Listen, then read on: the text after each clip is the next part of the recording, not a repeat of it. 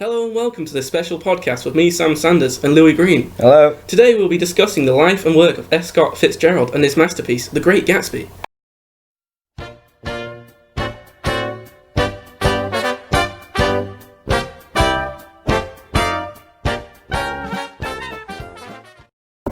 Now for a little bit of bio. F. Scott Fitzgerald was born on September 24th, 1896 and died December 21st, 1940.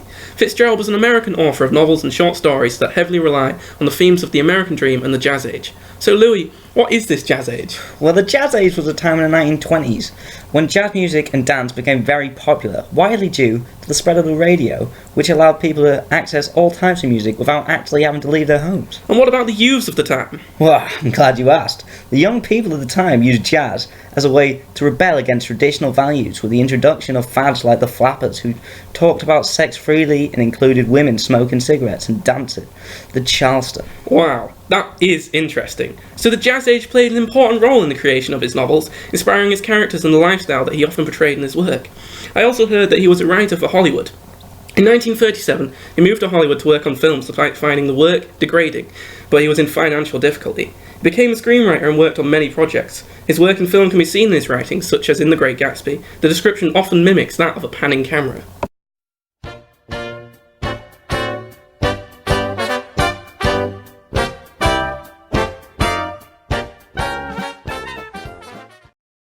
Now for a bit on the characters. So first up is Gatsby. Play the jingle. Started from the bottom, now we're here. As so eloquently put by Drake in his song Started from the Bottom, it is evident that Gatsby is a character who has travelled from rags to riches. Gatsby has become the blueprint for self-made American men who try to force their way into the upper classes. Gatsby achieved this by hiding his past, including his name, and creating a new image for himself. Gatsby sums up the American dream. So, Sam, how about Tom? Well, Kanye West says pretty clearly that no one man should have all that power, but Tom seems to disagree. Instead, he is a man who is obsessed with his manhood and his masculinity, often committing acts that border on violence and even to the point where he breaks Myrtle's nose. Money is crucial to his actions, and create a man who believes that he can do whatever he likes. Tom is the opposite of Gatsby, as he is part of the inherited rich, a character who despises those who work for their money. This is what creates the contrast of class and wealth within The Great Gatsby. Who's left? Oh yeah, there's Daisy. Can we have another jingle, please? If this feeling flows both ways, sorta hoping that you'd stay. It's a bit of a tenuous link, but we just really like that song. True, it is a tune. Daisy is a prime example of the superficial rich lifestyle and mindset. Daisy being a metaphor, the white petals representing naivety, and the yellow in the centre being the corruption. The idea can be taken further through the setting of the eggs, the white being purity, and the yolk the hidden lifestyle. Let me tell you, it sounds like the yolk's on her. Good one. Her way of life creates the love affair between Daisy and Gatsby. She's confused as to where her love lies. Will it be Tom or Gatsby? Part of her loves the comfort of Tom, but the other half wants Tom to leave so she can be happy and love Gatsby. This is another central theme of the novel.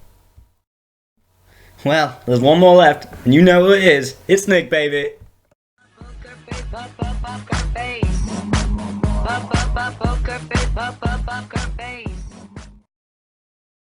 Well, as you heard from Lady Gaga and to those who are familiar with Nick, we know he is a man who reserves all judgment. This means he does not let on what he believes, and in doing so does not directly impact the storyline of The Great Gatsby. Not only is he the narrator of the novel, it is also evident that he is a writer, even questioning his audience on his ability.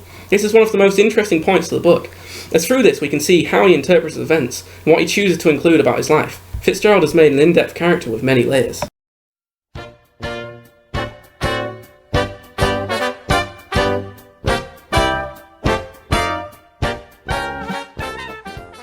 Now for some critical reading. Oh, no, I really can't wait for this one. This is truly going to be the grand finale. So Louis, can you give me an example of a critical reading? Oh, you know it. How about The Great Gatsby as a social commentary? Go on.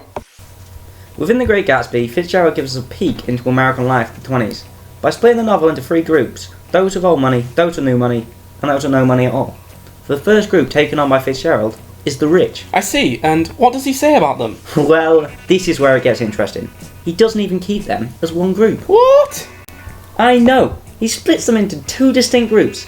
First there's old money, people like the Buchanans, people who are born into their wealth. They don't even work or talk about it.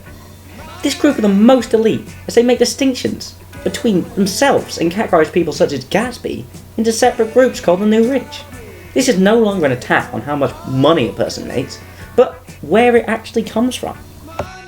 The old rich believe this is enough of a reason to criticise people like Gatsby. His working class background means that they cannot possibly be seen as the same. The old rich act up to their belief of superiority and act to the extreme, such as can be seen by Jordan, as she decides to drive recklessly despite the consequences. This can be seen even clearer as we get to the death of Merle. However, the new rich are not that much different. The people who attend his parties do not take the time to find him, nor do they take the time after his death to come to his funeral. Despite being new to money, they quickly disregard their life before. They do not appear to have a kinder, more reasonable judgment. Wait, so despite their difference in origin, their attitude is incredibly similar? Well done, buddy.